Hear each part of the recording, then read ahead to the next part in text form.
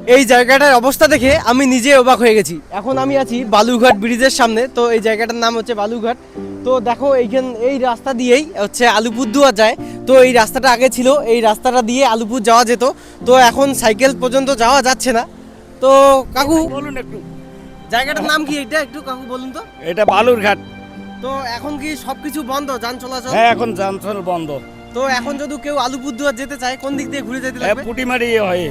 পুটিমারি হয়ে না? হুম।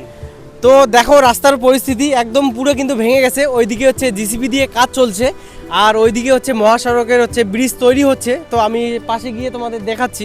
তো দেখো এইখানে হচ্ছে নতুন ব্রিজ হচ্ছে মহাসড়কের, আর পাশ দিয়ে যে রাস্তাটা ছিল ওটা হচ্ছে ভেঙে গেছে বন্যাতে। তো এখন কিন্তু কেউ যেতে পারবে না, যদিও যাও হচ্ছে আলিপুর যাও তাহলে হচ্ছে ওইদিকে রাস্তা আছে, খোঁজ খবর নিয়ে পুটিমারি দিয়ে ঘুরে যেতে লাগবে। তো এখন দেখো আমি নিচে চলে আসি, এটাই হচ্ছে মেন রোড ছিল, এটা দিয়ে আলিপুর যাওয়া যেত।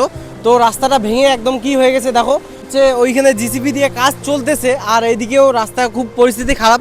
যেহেতু বন্যার জল একটু কমছে, যান চলাচল সব কিছুই বন্ধ। উপরে অনেক লোকের ভিড় হয়ে গেছে, সবাই গাড়ি নিয়ে আসতেছে আর দাঁড়ায় পড়তেছে, আর লোকজনের কাছ থেকে শুনে অন্য দিক দিয়ে ঘুরে যাচ্ছে।